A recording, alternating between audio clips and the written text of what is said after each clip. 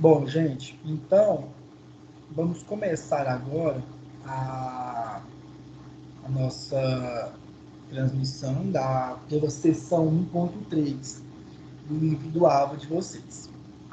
Na aula de hoje, nós vamos falar sobre ferramentas de corte e forças e potências de usinagem, tá?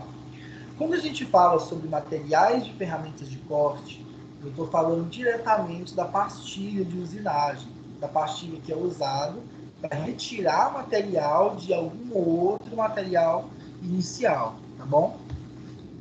A propriedade mecânica que uma pastilha de usinagem deve ter é dureza. Então, tem que ser um material mais duro do que o outro para que, no momento do contato, esse contato seja suficiente, esse contato, essa aproximação, seja suficiente para que haja retirada de um material. E eu quero que a retirada de material seja da minha peça a ser usinada, portanto, a ferramenta tem que ter uma dureza maior. Só que existe uma propriedade mecânica que é oposta à dureza, e a gente precisa falar dela hoje, que é a tenacidade, tá bom? Então, esse textinho, isso que eu estou citando, está aqui nesse texto inicial, depois vocês podem ler ele, mas o que mais vai influenciar, então, em questão de material para a seleção de ferramenta, é dureza e tenacidade. São propriedades inversas, tá? Eu não tenho materiais que são altamente duros, mas também que são altamente tenazes. Observe que a curva aqui, ó, ela tem uma... Se eu fosse cruzar uma reta, ela seria uma reta no sentido negativo, né? Um sentido decrescente. Como o material mais duro nesse diagrama, esse diagrama é um diagrama simplificado, eu até citei ele já em uma aula dessas passadas, só que eu não falei muito dele profundamente com vocês. Aqui na parte da esquerda, no início do diagrama, nós podemos ver que o material mais duro a ser utilizado como material de ferramenta de corte são materiais com cobertura de diamante, materiais e diamantes sinterizados. Todas as vezes que vocês virem a palavra sinterizado em algum material, quer dizer que ele foi fabricado por metalurgia do pó. E eu já citei também nas primeiras aulas que o processo de fabricação por metalurgia do pó consiste em uma espécie de moer, tá? Mas o termo certo não é esse. O termo certo é justamente transformar uma matéria sólida em pó total. Aí a gente fala que é um pó sinterizado. Que o processo de fabricação é chamado de metalurgia do pó.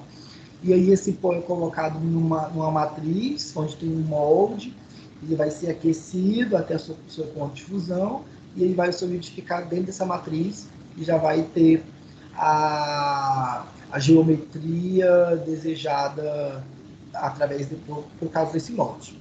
Então, quando eu falo sinterizado, é um processo de fabricação. Também um diamante foi fabricado.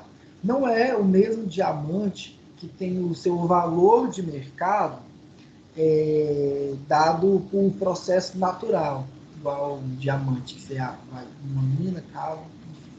Não é esse mesmo diamante, tá? É o mesmo elemento químico, tem uma liga similar, mas o processo de fabricação é outro. Dessa forma, ele não tem esse valor de mercado e ele também não tem aquela beleza. E a lapidação de um diamante sintetizado não vai deixá-lo igual a um diamante natural, tá bom? O nome do objeto, né, fabricado ainda é diamante, porque é o mesmo elemento químico, né, formado por um holótipo de carbono, só que foi fabricado por um processo de sintetização. Então, uma lapidação desse diamante sintetizado não torna o mesmo diamante comercial. Só que ele é muito caro, porque é um processo de fabricação muito caro, tá bom? Então, é isso. Eu só estou falando isso porque é comum, se você for trabalhar numa empresa de usinagem, e tem pastilhas de diamante, ou pastilhas diamantadas, tá? Aí tem ferramentas de usinagem que são diamantadas, né? Uma cobertura de diamante ou que é fabricado com diamante sintetizado. Enfim. E depois desses diamantes vem cerâmicas, cermetes. Cermete é uma mistura, né, de cerâmica e metal. Vem os metais duros, sem cobertura, metais duros com cobertura. Observe que o metal duro com cobertura tem uma área bem maior. Tem uma abrangência maior de metais duros com cobertura, que podem ter tenacidades e durezas consideráveis. Observa que os materiais que têm tenacidade e dureza de forma não é tão alta e nem tão baixa, né? Está naquele meio termo, são os metais duros e os cermetes, que são os materiais nos quais a maioria das ferramentas de corte são fabricadas. Praticamente todas as ferramentas de corte mais comuns de mercado, as que a maioria das empresas de usinagem usa, são desses dois materiais, tá? Porque vai unir uma dureza elevada, ou uma dureza média, com uma tenacidade também mediana. E aqui, por último, nós temos os ácidos rápidos sintetizados. Tá? A dureza, então, é uma propriedade mecânica que faz com que o material não se desgaste com facilidade. Então, quanto mais duro o material menos desgaste esse material, o menor desgaste esse material vai ter quando entrar em contato com o outro. Então, é importante entender essas palavras, porque ainda mais que tem aluno, não sei se entre vocês tem alguém que está fazendo TCC relacionado com usinagem.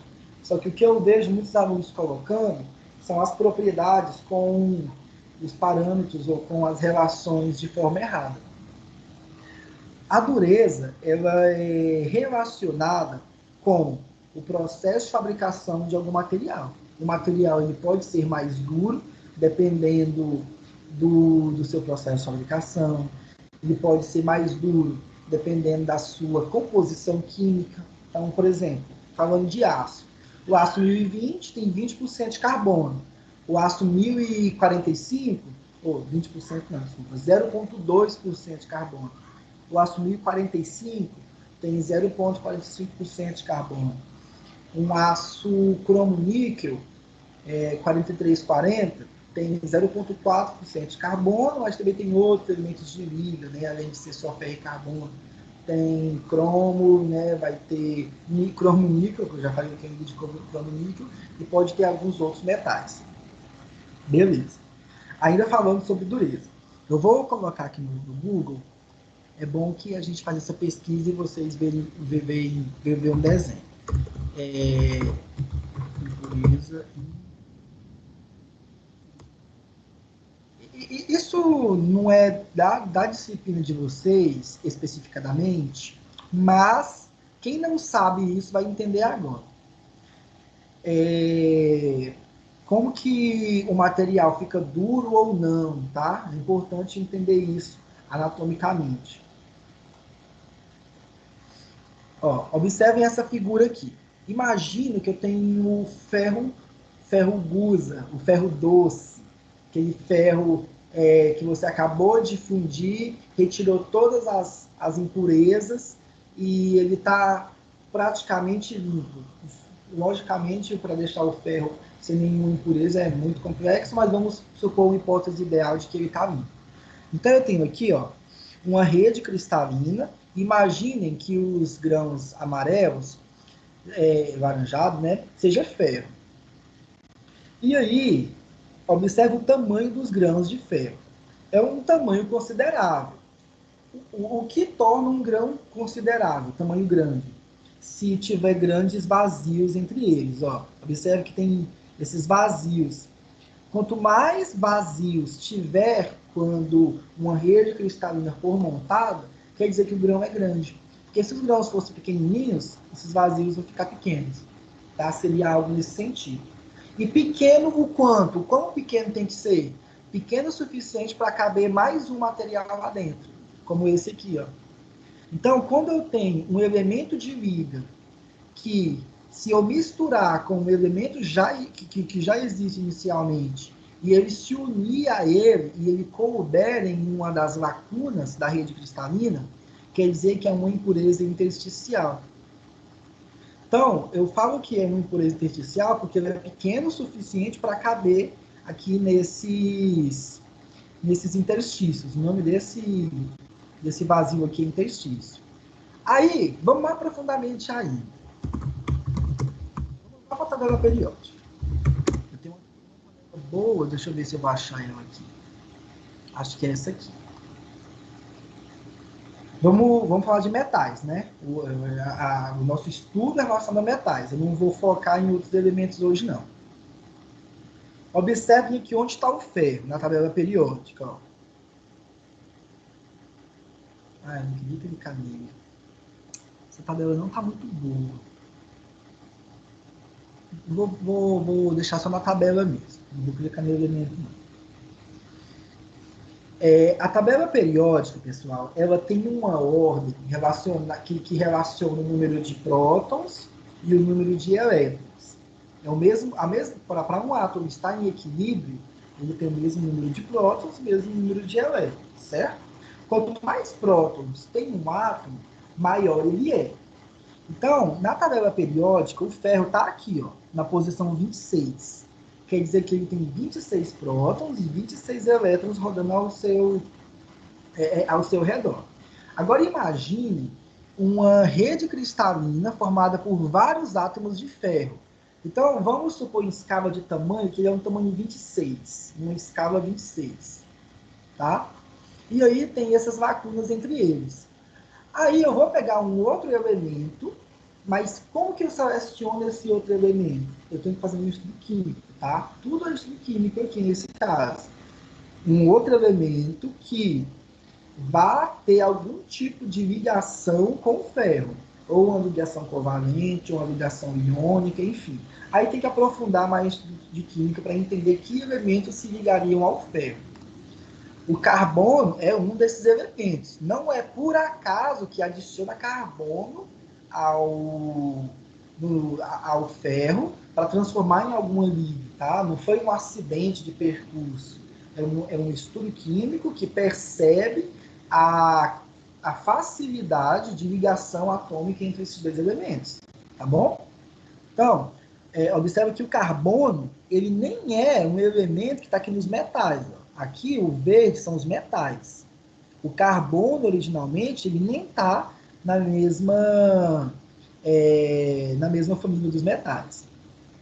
Tá bom? No mesmo grupo, né? Na verdade, não é grupo. Eu achei que essa tabela aqui ia ter os detalhes, ela não tem. Mas não tem problema, não. Então, carbono, ferro. O carbono ele tem um tamanho 6. Tipo, o ferro é 20 vezes maior. Não 20 vezes, né? Mas em escala, seria como se fosse 6, seria como se fosse 26. Então, o carbono é bem pequeno. Ele tem 6 prótons e 6 elétrons. Dessa forma, ele cabe facilmente aqui e ele se liga facilmente ao ferro. Beleza. Quanto mais carbono eu tiver, ou quanto maior for o percentual de carbono nessa liga, mais ou menos interstícios eu vou ter. E o que é a dureza do material? Quanto mais interstícios eu tenho numa liga, mais fácil fica desses elementos que a ligação entre eles seja perdida. Porque eles se ligam por pontos em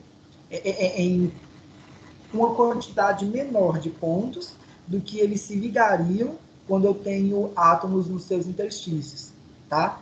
Imagine o seguinte, para o material deformar, ele tem que ter espaço atômico para que essa deformação ocorra.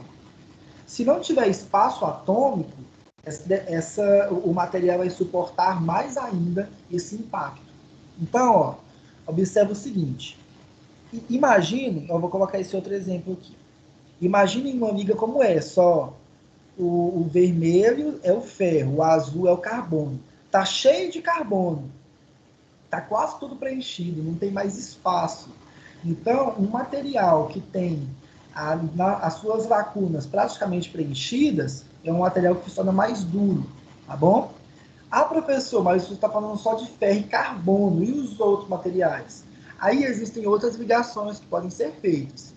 Quando um átomo tem um tamanho parecido com o outro, então vamos lá para o vanádio. Olha o vanádio aqui, ó, da tabela periódica. Olha o cromo aqui. Olha o níquel aqui, no 28. Observa que vanádio, cromo, titânio, manganês, o cobre. O cobrezinho não vou falar agora não, porque isso aqui geralmente forma outra liga só com esses dois. Ó. Cobre e zinco, zinco e bronze. Na verdade não, bronze já é uma liga. Zinco e níquel. Esses três aqui é quase que um caso à parte. Entre esses três aqui, observa que eles têm quase o mesmo tamanho. E o ferro, e o cromo, e o vanádio, eles também têm um tamanho similar. Quando ocorre um tamanho similar, uma liga só consegue se unir à outra se na rede cristalina tiver essas vagas. Vamos supor que tivesse tudo amarelo e isso aqui tivesse sem nada, ia ser uma vaga, né? Já ia ser um interstício muito grande. É um interstício tão grande como esse aqui, ó, que ele vai deixar de ter o nome de interstício para ter o nome de vacância. Quando o material tem vacância, todos os materiais, gente, têm interstícios e têm vacâncias. Tem que ter, na realidade, todos os materiais têm que ter um percentual, pelo menos um pouco tem que ter. E aí, nessas vacâncias, é onde as impurezas substitucionais podem entrar. A impureza substitucional, quando ela tem quase o mesmo tamanho do átomo mãe, né? O átomo que tem maior quantidade, e ele cabe dentro dessas vacâncias e consegue se ligar ao elemento. Então, essa é a diferença de eu colocar numa liga de aço ferro e carbono. O carbono tem esse efeito, tá? Então, o carbono, ele tem o efeito intersticial. O intersticial, ele faz com que o elemento fique mais duro, tá bom? E o que faz uma impureza substitucional? Ela também pode deixar o elemento mais duro, mas ela também pode dar outras propriedades mecânicas ao elemento. Vai depender de qual impureza substitucional está sendo colocada. Se for vanádio, dá uma característica. Se for titânio, dá outra característica. Se for cobre, níquel, dá outra característica. O exemplo mais comum é que a adição de cobre nas vacâncias de uma liga de ferro, carbono, faz com que o aço tenha uma propriedade de suportar maiores oxidações. Aí você tem um ácido inoxidável, um ácido inox. Então, a presença do cromo provoca esse efeito na liga. Só que cada elemento que vai nas vacâncias pode provocar um efeito diferente, tá? Nem convém citar agora muitos. Mas eu estou falando isso para vocês, que, como eu citei, nem é da disciplina específica, mas é porque eu entendo que muitos alunos chegam nessa altura do curso e não conseguem entender ainda, ou não entenderam ainda como que isso funciona. Então, eu considero que vale a pena mencionar isso novamente, tá bom? Aí, onde entra a tenacidade aqui? A tenacidade, gente, é a capacidade que o material tem de suportar a deformação. Por isso que eu falo que dureza e tenacidade são inversos. O material, para suportar a deformação, ele tem que ter espaço. Quanto mais espaços atômicos houver numa liga, mais deformação ele pode suportar. Por quê? Vamos supor que isso aqui é submetido a uma carga de tração. Se for submetido a uma carga de tração, ao invés dos elementos se desgarrarem, se soltarem, se desprenderem e quebrar o elemento, não. Ele vai começar a preencher essas lacunas, os átomos que se reorganizam lá dentro, se reestruturam e suportam essa carga por mais tempo, até chegar no limite que isso vai estar tão comprimido que aí sim vai fraturar. Então, a dureza tem que estar tudo preenchido. Quanto mais preenchido tiver a rede cristalina, mais duro é. Mas a tenacidade, quanto mais vazio, mais tenaz é. Então é isso, tá bom? Todos os elementos todos os materiais mecânicos comuns de trabalho obedecem essa mesma lei. Todos os materiais do mundo obedecem essa lei? Não, não são todos. Estou falando de metais. tá? Se a gente for estudar outros elementos, aí são outras propriedades acontecem com isso, tá bom? Levem isso para os metais, para os materiais. Todos esses materiais aqui de engenharia vão obedecer essa lei. Bom, vamos lá. Então, acho que isso aqui a gente já conseguiu. O que eu queria aprofundar era isso, tá? Nessa característica, para vocês aprenderem. Que é o que o texto vai falar, tá bom? Quais são as propriedades desejadas no processo. Beleza. Avarias são ocorrências, né? Vamos pelo texto. As avarias são aquelas ocorrências bruscas e inesperadas nas quais a ferramenta de corte sofre uma quebra, um lascamento ou uma trinca na aresta de corte. Ocorrências que condenam o uso da ferramenta, obrigando a sua imediata troca. Então, avarias está relacionado a uma perda de funcionalidade de uma ferramenta. Ocorreu algo na ferramenta de corte que faz com que ela não seja mais útil. Os principais casos de avarias, então, são o desgaste. Quando eu falar desgaste, então, é um desgaste superficial. Esse desgaste, então, é uma remoção de material na superfície de algum componente, no caso da pastilha de usinário, é uma perda de material que faz com que ele não tenha mais a geometria necessária para trabalhar. Tá? Então, isso é desgaste da ferramenta, que é o principal e o maior de todas as avarias que ocorrem com as ferramentas de usinagem. Deformação. Qual que é a diferença de desgaste para deformação do nível plástico? Bora lá. A principal diferença é que, quando eu falar desgaste, está relacionado à perda de material superficial. Quando eu falar deformação, eu quero dizer que a geometria se deformou, mas sem haver desgaste. Pode ser que haja desgaste e deformação ao mesmo tempo, mas o conceito é diferente. A deformação tem a ver com a geometria. Então, quando eu falo de deformação, eu estou falando de uma deformação angular, uma ferramenta triangular. Então, vamos supor que ela teve uma deformação.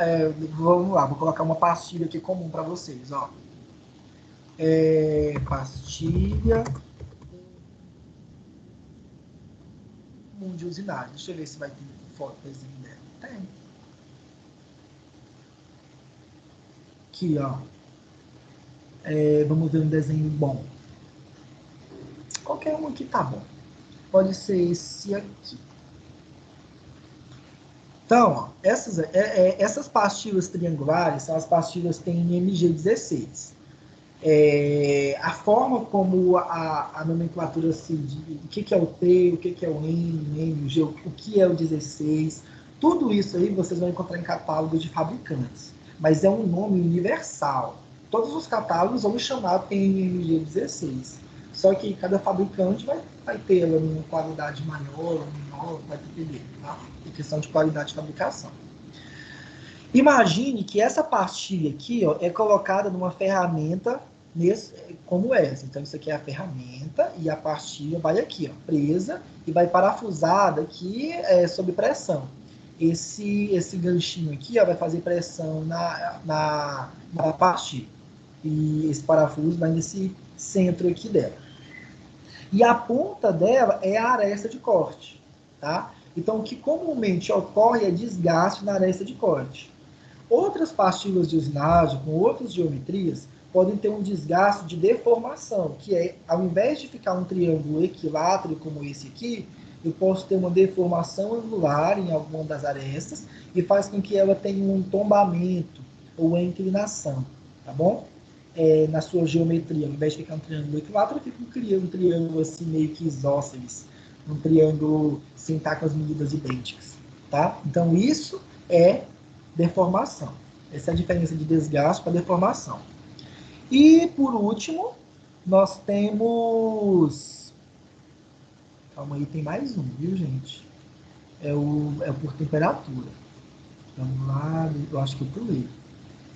O desgaste é um processo, nesse caso a ferramenta, deformação plástica, tá. Depois eu vou falar de temperatura, então. Então, as avarias causadas por fenômenos térmicos, é essa, a próxima. Quando eu falo de avaria causada por fenômenos térmicos, foi aquilo que eu citei lá nas aulas presenciais. É um desgaste que eu tenho, provocar um acúmulo de material que eu tenho, quando uma ferramenta de usinagem, como essa aqui, ó, está torneando, isso aqui é uma ferramenta de torno, está torneando uma outra peça e vai aquecer, vai chegar numa temperatura tão alta que os materiais podem se unir à ferramenta, pode ter um acúmulo de material na minha pastilha de usinagem que vai ficar grudado nele por questões de difusão, tá? Se vocês também não conhecem o que é difusão, eu sugiro que pesquisem, estudem um pouco sobre isso. Não, deixa eu ver se só difusão vai. É o mesmo, só que eu colocar.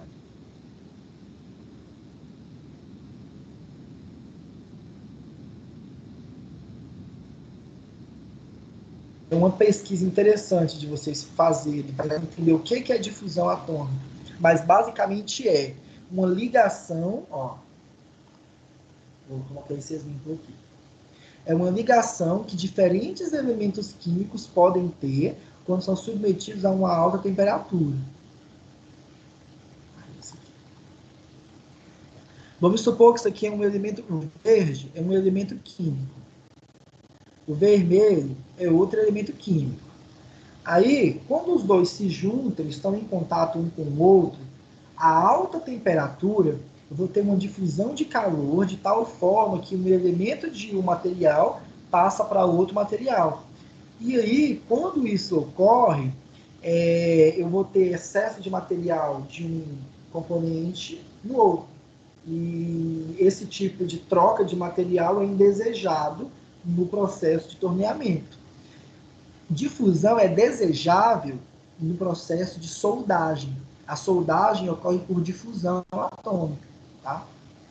Processos de soldagem convencionais ocorrem por difusão atômica, ou seja, a união de um elemento químico a outro, onde os dois vão se aquecer, vão formar uma poça de fusão e vão se ligar. Aí, para saber se um elemento é possível de se ligar a outro, aí também é análise química. Mas o processo de fusão indesejável pode ocorrer no processo de usinagem. Quando isso ocorre, eu digo que é uma avaria térmica, tá? É uma falha que ocorreu por questões de aquecimento das peças. E aí eu evito isso utilizando de artifícios ou métodos para diminuir a temperatura do processo. Tá? Pode ser fluido de corte, pode ser jato, de ar, enfim. O que o texto diz sobre isso? O texto é muito resumido sobre o assunto, mas ele diz o seguinte: as avarias causadas por fenômenos térmicos se devem, principalmente, ao calor gerado pelo atrito entre a ferramenta de corte e a peça usinada. Assim, o uso de fluido refrigerante pode contribuir para evitar esse tipo de avaria. E aí ele vai dar dois exemplos, o de fresa e o de torno. Qual a diferença básica de fresamento para torneamento? No torneamento, vamos voltar aqui lá para as imagens. Olha, achei uma coisa boa em fazer online, ó, que eu já pesquiso aqui na hora e vocês já olham daí. No processo de torneamento, vocês já sabem isso, a figura é só para exemplificar. Eu tenho uma ferramenta que está estática, uma pastilha que está estática e uma peça que está rotacionando. O aquecimento da ferramenta em função do tempo ocorre no início do processo. Então, quando a ferramenta toca a peça a ser usinada, vai ter num instante inicial, ela vai aquecer a uma determinada temperatura. Então, observa que tem até uma fumacinha para mostrar. E ela vai chegar numa temperatura e vai ficar constante. Ao longo do tempo, essa temperatura não vai mudar. Então, se eu souber essa temperatura, eu consigo controlar ela de alguma forma. Tá bom? Então, no processo de torneamento tem esse detalhe. No processo de fresamento, eu tenho um processo diferente. Deixa eu ver se eu vou achar uma imagem boa para mostrar isso. Mas no processo de fresamento, eu tenho uma... Deixa eu ver uma imagem boa. Pode ser essa aqui. No processo de fresamento, eu vou ter momentos diferentes em que uma peça entra em contato com a ferramenta. O nome que se dá a essa característica dos processos de usinagem é esse aqui. Ó. Deixa eu ver. No processo de torneamento, eu tenho o que chama de corte contínuo, ou seja, a ferramenta toca a peça a ser usinada e vai ficar lá constante, fixo, é um corte contínuo. No fresamento, eu tenho o que chama de corte interrompido, porque toda vez que a ferramenta passa pela peça a ser usinada, ela passa e depois aquece e resfria, aquece e resfria. É muito rápido. E o próprio movimento de rotação da peça faz com que haja uma perda da temperatura da pastilha de fresa. Então, qual que é a diferença básica entre as duas, que é importante para o estudo? É que a pastilha, no processo de torneamento, ela tem que suportar uma temperatura constante. Então, constante, ela vai ficar suportando essa temperatura. E pode ser controlada com fluido de corte. Beleza. No processo de fresamento, a temperatura vai ficar variando. Toca, aquece, resfria. Toca, aquece, resfria. E fica nesse processo. Consequentemente, as temperaturas no processo de fresamento são mais baixas do que no processo de torneamento. E isso é uma vantagem. Porque se a temperatura é mais baixa, é mais fácil de controlar. Só que, consequentemente, agora nessa altura do curso, acho que vocês já entendem isso melhor, quando eu tenho aplicação de carga, aumenta a temperatura e depois resfria, aplica carga, aumenta a temperatura, resfria, um processo cíclico no material, processos cíclicos de carga, gera fadiga no componente. Isso faz com que ele tenha uma vida útil menor, provocada por processos de desgaste por fadiga do material. É um cansaço que o material tem por ficar suportando cargas cíclicas.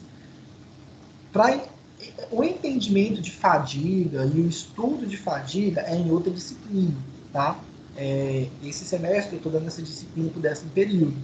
Possivelmente vocês, quem ainda não fez, ainda vai fazer um estudo só. Tem uma matéria que a maior parte dela é só sobre fadiga. Aí vai chegar esse momento no curso, tá bom? É mais para o final mesmo. Mas já é bom entender que isso ocorre. Aí o gráfico que é comumente utilizado é esse aqui, para entender esse fenômeno. Esse gráfico inicial, ó, que parte daqui sobe, tá vendo? Ele sobe e é constante, é o gráfico para processo de torneamento. A temperatura em função do tempo. Nos instantes iniciais, a temperatura vai subindo e aí ela só fica constante. Ela vai adquirir uma temperatura constante ao longo do processo. E aí pode ser resfriado, como eu comentei. Agora, no processo de fresamento, uma pastilha, ela vai ter um aquecimento inicial no processo e vai resfriar. Porque a peça está rotacionando, então ela aquece e resfria. E aí ela fica aquecendo e resfriando, aquecendo e resfriando. Consequentemente, ela alcança temperaturas mais baixas do que no torneamento, só que cargas cíclicas provocam fadiga no componente. Tá? Então, o entendimento dessa curva é importante e é didático para a engenharia. Muita gente pode pensar, mas na prática, torneio não fica olhando para essas coisas. E é o que eu sempre vou falar sobre isso. A gente não está aqui para comentar sobre a forma que é trabalhada em uma oficina mecânica. Até porque vocês são engenheiros e são potenciais cientistas da engenharia, potenciais estudiosos da engenharia. Pode ser que algum de vocês tenha interesse em desenvolver novos materiais de ferramenta de usinagem. Eu quase fui para essa área. Aqui em Goiânia, a UFG está querendo abrir um mestrado em usinagem. Na realidade, já está tudo bem encaminhado. Acho que nos próximos, acho que daqui um ano e meio, já deve começar o mestrado. Eu tenho que vocês já estão terminando o curso. Quem quiser estudar isso, por exemplo, esse tipo de coisa que vai se fazer lá no mestrado de usinagem, tá bom? Enfim, quem se interessa, quem gosta da área. Então é isso, o entendimento da curva de temperatura de corte e para processo de fresamento e para processo de torneamento, tá bom? Então agora a gente vai para ainda falta 2 etapas. Já vou partir para cá direto.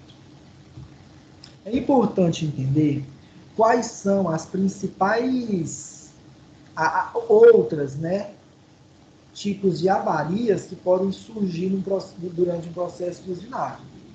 E como nós vamos chamar essas avarias? Quais nomes a gente vai utilizar quando essas avarias acontecerem? É importante entender isso porque uma palavra que é usada num texto, no lugar errado, pode dar uma interpretação totalmente errada para o leitor. Então, as palavras que nós vamos utilizar, que vocês vão utilizar em texto de vocês sobre o assunto, são as seguintes. Quando for realizar um processo de acabamento na peça, então é um processo que eu já usinei a peça e eu estou fazendo algum processo de usinagem superficial para deixar ele espelhado ou para deixar ele com um aspecto visual que eu quero para o processo, para a peça que você usava, enfim. Acabamento no processo de usinagem. As falhas comuns, as avarias comuns são ondulações, depois eu vou falar de novo uma outra palavra que é sinônimo de ondulação, mas a gente usa ela para alterações subsuperficiais.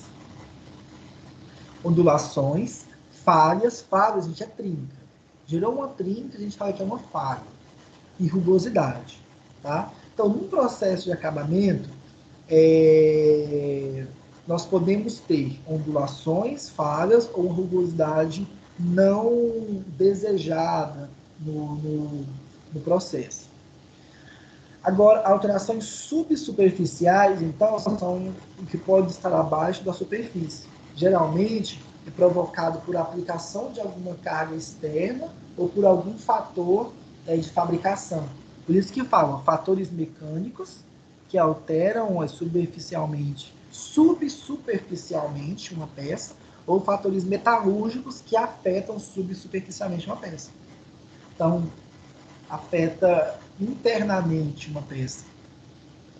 Fatores mecânicos, deformações plásticas, então, aplicação de uma carga muito forte. Rebarbas pode ocorrer no processo de fundição, por exemplo, de forma mal elaborada. Alterações de microdureza, a dureza de um material que se alterou ao longo do processo de usinagem. Professor, como que um material altera a dureza do processo de usinagem? Então, como eu comentei no início das aulas. O material, ele altera a sua dureza por encruamento. Então, quando eu toco uma ferramenta, uma ferramenta de usinagem, numa peça a ser usinada, nesse instante, a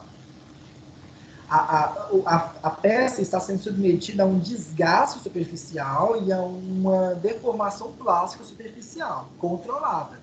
Essa deformação plástica gera encruamento na superfície do material, que faz com que ele fique mais duro, tá bom? Então aumenta a dureza sim do material. Achei que tinha alguém querendo entrar. Então são esses fatores, fatores mecânicos mais comuns, e fatores metalúrgicos está relacionado à recristalização. Recristalização, gente, é um tratamento térmico sem querer. Fiz um tratamento térmico do material indesejado. Ou seja, eu posso ter aquecido ele tanto no processo de usinagem que recristalizou, fez um tratamento térmico, ou podem ter outras transformações metalúrgicas. O que é uma transformação metalúrgica?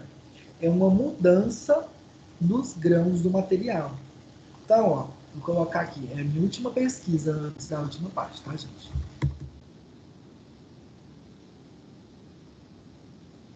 Já fica tranquilo. Tá aqui, ó. Os metais, em forma macroscópica, eles são organizados em grãos, igual esse que está mostrado aqui nessa figura. Dependendo do processo de fabricação, um grão é colocado desse jeito. A geometria do grão pode ser dada e o tamanho do grão também é dado. O tamanho de um grão está totalmente relacionado à dureza do material. O tamanho do grão está relacionado à resistência do material. Então, se esses grãos se quebram internamente, porque a usinagem ela provoca modificação externa. Internamente no material, esses grãos têm uma geometria definida que essa microestrutura define as propriedades do material. Se eu modifico essa microestrutura, as propriedades do material todas vão mudar. E eu não quero que isso ocorra. Se isso ocorrer, então eu assumo que eu tive uma transformação metalúrgica no material. E eu não quero que isso ocorra. Transformação metalúrgica em usinagem é avaria, que eu não quero que ocorra. Tá? Mas é um processo, uma transformação metalúrgica é um processo totalmente estudado, porque é assim que a gente desenvolve materiais diferentes da engenharia. Eu quero que ocorra transformações metalúrgicas quando for para um outro motivo. E usinagem eu não quero que isso ocorra. Tá bom? Enfim, e aí nós finalizamos o estudo da parte de materiais de usinagem. É um estudo mais resumido, é uma parte mais compacta. Parte de ferramentas de usinagem, gente, é extensa. Tem livros só para isso. Mas o curso de usinagem tem muito mais conteúdo, tem muito mais coisa a ser vista a nível de graduação. Mas materiais é um assunto muito amplo e tem muito assunto a ser tratado sobre isso. E aí, eu vou partir para a parte de cálculo de potências e forças de usinagem. É uma demonstração, mostrar quais são as fórmulas utilizadas. Antes de eu passar para essa parte, que é já a segunda parte da aula, e é um pouco mais rápido, vou aqui para a aula de vocês, saber como é que vocês estão entendendo direitinho, está tudo bem? Vocês estão tão caladinhos hoje? Vocês estão aí, gente? Prestando atenção aqui no conteúdo. Ah, então tá bom. Então tudo bem. Qualquer dúvida, qualquer coisa que precisar, pode falar aí, tá? Beleza. Então vamos lá. As equações de força e potência de usinagem, a gente vai trabalhar igual nós já trabalhamos as iniciais. As equações que a gente fala sobre aquelas equações do início do estudo, de velocidade de corte, profundidade de corte, vai seguir elas, tá? Então, o que é potência de corte e o que é força de usinagem? Força é a carga que eu aplico, ou a carga que a minha ferramenta de corte está sentindo quando ela está em contato com outra ferramenta. Ela sente uma força interna nela. Então, beleza. Já defini um parâmetro. Força é isso. A força de usinagem, eu já vou lá para o final, porque já quero mostrar ela. O processo de torneamento, ó. Então, está aqui o processo de torneamento. Eu tenho 3 forças envolvidas. A força necessária para cortar o material, a ferramenta está sentindo a força de corte, esse FC. Ela está sentindo uma força para avançar avançar ao longo da seção transversal da peça a ser usinada, então é uma força de avanço. E eu tenho uma força de pressão, né? Que é uma força de profundidade, à medida em que a ferramenta aprofunda na região do raio da peça ser usinada. Então, eu tenho 3 forças. Força de profundidade, força de avanço e força de corte. A soma dessas 3 forças em escala vetorial que vai me dar a força total. É esse FTzinho aqui. Tá? Então, a soma de tudo é que dá a soma das 3 forças que dá a força total. Isso no processo de torneamento. No processo de fresamento, nessa imagem, ele está considerando apenas a força de avanço, como é a peça que se move nesse processo de fresamento teórico aqui. Eu posso ter processo de fresamento em que a fresa pode ser controlada, né? Eu tenho um módulo de controle que a posição da ferramenta também pode alterar. Mas nessa aqui que eu estou mostrando, é a própria peça que está sendo submetida a deslocamento. Então, eu tenho, na direção de avanço para a direita da peça, eu tenho uma força de avanço, que é contrária a essa direção de avanço, a força é aplicada para cá. Eu tenho uma força de corte, e a força de usinagem pelo teorema do paralelogramo, na geometria analítica, é a soma vetorial dessas duas forças. Então, força de usinagem é igual força de avanço mais força de corte. E isso em escala vetorial. Tá? Em escala numérica, o valor, o módulo desse valor da força de usinagem vai ser encontrado por teorema de Pitágoras. Porque quando eu colocar a força de corte, fizer uma projeção dessa seta aqui, ó, nesse ponto, eu vou ter um triângulo retângulo, que aqui vai ter 90 graus, ó. Não está mostrando bem, parece que está inclinado, mas aqui tem um ângulo de 90 graus, e nesse triângulo retângulo, a força de usinagem é a hipotenusa. Então, pelo teorema de Pitágoras, força de usinagem ao quadrado é igual a força de corte ao quadrado mais força de avanço ao quadrado. Aqui embaixo. Aqui, ó.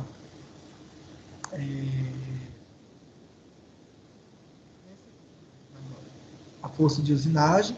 Só que ela está usando outros termos. Deixa eu mostrar ela. Ah, não tem ela bonitinho.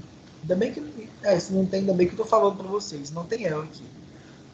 Tem ela só em escala vetorial. Em escala vetorial é uma soma direta. Só que o valor dela modular é encontrado por teorema de Pitágoras, igual está mostrando aqui embaixo para vocês. Tá. A força de usinagem. Eu preciso saber a força de usinagem para poder dimensionar qual tem que ser a potência do motor do processo de usinagem como esse. Por quê? A força de usinagem, daqui a pouco eu vou mostrar, ela depende da velocidade de corte, depende do avanço. Isso aí são parâmetros que a gente define antes de começar a usinagem. Agora, a potência de usinagem, a potência que tem que ter no processo de torneamento, o motor do torno, o motor da fresa tem que exercer, é calculado, pode ser calculado baseado nessa força de usinagem. Aí eu tenho duas equações diferentes para encontrar a potência de corte em quilowatts. O resultado já dá em quilowatts para o processo de torneamento, e a potência de corte, que já dá em quilowatts para processos de fresamento. Essa equaçãozinha aqui, ó, é importantíssimo anotar ela. Ela está nas equações que vai usar nos próximos exercícios, na próxima listinha que eu passar para vocês. Mas depois eu vou fazer uma apresentaçãozinha com as equações principais, tá? E depois vocês podem anotar, não tem problema não. E aí, ó, as potências, elas dependem de alguns parâmetros que já estão definidos aqui. AP é a profundidade de corte, F é o avanço, VC é a velocidade de corte. E aí eu vou mostrar alguns parâmetros novos que não existia antes, que é esse KC aqui, por exemplo. Existe esse KC tanto para a potência de corte por torneamento, e também existe o KC para a potência de corte por fresamento. Mas Em torneamento e enfresamento, esse KC tem valores diferentes. Eu vou mostrar ele daqui a pouco. É a profundidade de corte, F em milímetro por rotação é o avanço por rotação, velocidade de corte em metro por minuto, KC, ó, é o coeficiente de força específica de corte. Ele é tabelado, eu vou mostrar ele daqui a pouco.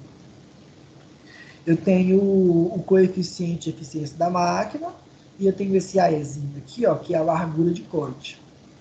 E VF é a velocidade do avanço, tá? Em milímetro por minuto. Observem que essa equação ela já está montada, já está prontinha para eu colocar os termos em milímetros e o resultado já vai me dar em quilowatts. Ah, professor, como que vai fazer isso sozinho? Porque já tem esse fator aqui, ó, 60 vezes 10 ao cubo, 60 vezes 10 à sexta. Esse parâmetro aí já vai fazer a conversão sozinha do processo.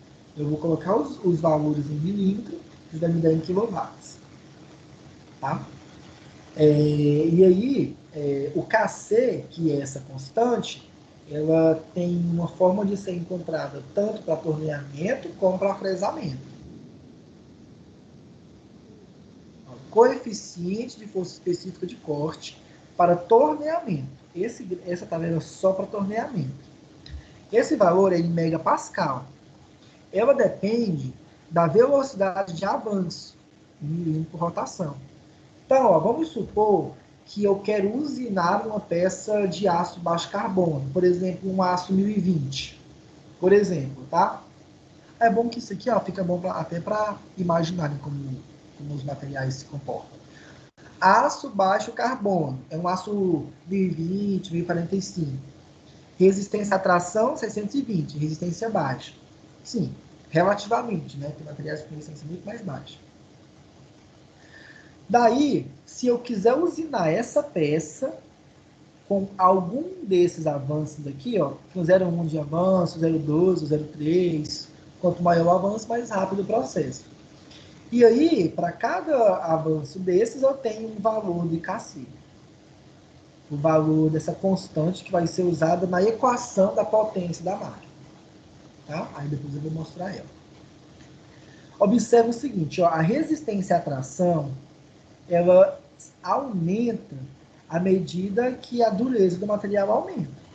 Ó, aço baixo carbono, resistência à tração de 620. Aço duro, resistência de 720. Um aço duro ainda é aço. Então ainda é uma liga de ferro e de carbono. Só que ele é mais duro porque ele tem mais carbono nos interstícios, então um percentual maior de carbono. Aço ferramenta. Um aço ferramenta é uma liga de aço que pode ser médio carbono e que tem alguns outros elementos de liga associados. Quando eu pesquiso a aço ferramenta, ele vai me dar alguns materiais que podem ser utilizados como ferramenta ou material de fabricação de ferramenta de usinagem. Eu quero mostrar aqui uma composição. Deixa eu ver se algum tem composição. Só para vocês verem os elementos de liga que são associados. Deixa eu colocar aqui a composição. Porque entendem como é fabricado um aço ferramenta. Aqui, ó. A composição química do aço, ou um aço ferramenta comum, tem esses elementos químicos aqui, ó. Então ele tem tungstênio, molibdênio, cobalto, cromo e vanádio. Ah, professor, especificamente tem sempre esses elementos? Não, não tem que ter todos eles. Mas cada um desses elementos provoca uma mudança no comportamento do material. Então, o material para a fabricação de aço ferramenta geralmente tem esses elementos de liga, tá? Os elementos mais comuns. Aí você pode encontrar eles na tabela periódica. E aí, ó, você já pode até imaginar como que esses elementos se ligam. O tungstênio, gente, ele está aqui embaixo, ó. O tungstênio ele é o tamanho 74. Ele é enorme em comparação com o ferro. Então, o tungstênio ele pega um espaço enorme na liga de ferro-carbono, tá? Aí cobalto é quase o mesmo tamanho, vanada é quase o mesmo tamanho. Enfim, esse entendimento também é interessante para vocês, nessa altura do curso. E também eu tenho um gráfico igual a esse aqui. Só para completar, né? E aqui eu tenho outros tipos, ó, aços com liga de cromo, outro lá com liga de cromo, só que eu tenho outros elementos, né? Tem molibdênio, tem manganês, e eu tenho outros ácidos com liga de cromo. Cromo níquel, como eu falei, né? São os ácidos inoxidáveis. Observa a resistência à tração de um ácido inoxidável, gente. Bem maior que a de um ácido baixo carbono comum, tá? Até porque tem elementos de vidro, outros elementos de vidro. E eu tenho essa mesma tabelinha aqui agora para fresamento. Então, para fresamento, eu tenho também essa tabela que tem valores diferentes. Então, tem diferentes valores para fresamento, diferentes valores para torneamento. Eu tenho que deixar a tabela certa. Professor, quando for falar de outro processo de usinagem, aí você tem que procurar a tabela para os outros processos de usinagem. Eu acho importante falar desse assunto depois de torneamento e fresamento, por isso que eu já falei de torno e freso nas aulas passadas, antecipei a unidade 2, para dar essa unidade e saber que vocês já estão entendendo melhor. E aqui é só mostrando mesmo no processo de usinagem as direções das componentes, mas isso aqui eu já ensinei para vocês já sabem isso aqui tranquilo já. Isso aqui eu também já citei anteriormente no estudo. E aí, a potência de corte pode ser colocada em função da força de corte com essa expressãozinha aqui, ó. Então, se por acaso eu souber a força de corte do processo, eu já consigo descobrir a potência direto com a aplicação dessa equação aqui, ao invés de utilizar alguma dessas duas equaçõezinhas aqui, ó, que eu mostrei anteriormente. Dá o mesmo termo, tá bom? Tanto é que depois tem até um exercício que vai mostrar isso. E por último, para finalizar, uma vez que eu descubro qual a potência de corte no processo de usinagem, eu posso descobrir qual é a potência que a máquina tem que ter. Vai ser a potência de corte dividido pela eficiência dessa máquina, o rendimento dessa máquina.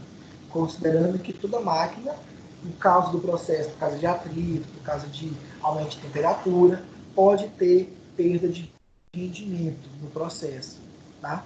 Então, a potência que um motor tem que ter para realizar um processo de fresamento, de torneamento, ela é relacionada por essa equaçãozinha aqui. O que fala aqui comumente, valem aqui duas observações, meu caro aluno.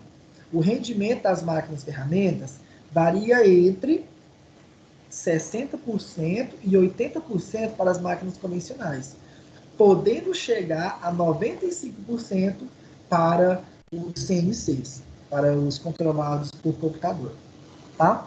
E a conversão de potência em watts para cavalo-vapor é dada por essa relaçãozinha aqui, ó. 1 watt é 1,359 vezes 10 a menos 3 cavalo-vapor.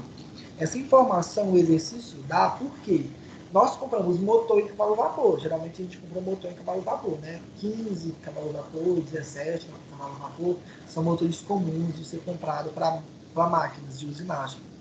Sim, até um pouco mais que isso, quando você precisa de um processo muito robusto.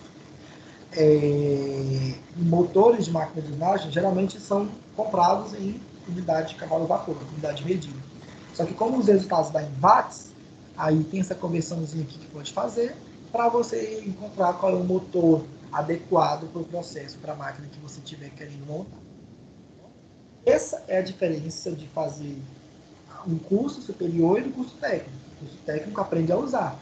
O curso superior ele tem a função, ou pelo menos o interesse, de fazer o estudante aprofundar tanto naquele negócio que ele vai entender do processo de forma completa. Tá? Essa é a ideia. E modificações futuras, que forem possíveis de serem feitas, aí vão ser pensadas a partir desses conhecimentos. Aí depois disso são exercícios. Esses exercícios eu vou fazer na próxima aula, como eu geralmente estou passando os exercícios na próxima aula, na aula seguinte. Na aula da semana que vem, nós vamos fazer exercícios relacionados a isso aqui. E nós vamos fazer o último capítulo, tá? Eu vou fazer exercício e fazer o último capítulo que ainda falta, que é o capítulo 2.3, tá bom? Agora voltando aqui para vocês, como é que tá? Conseguiram entender bem o conceito da aula de hoje?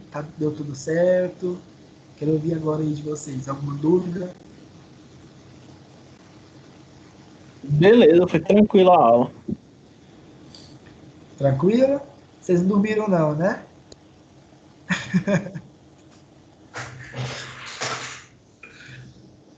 Ainda não dormiu não, tá quase.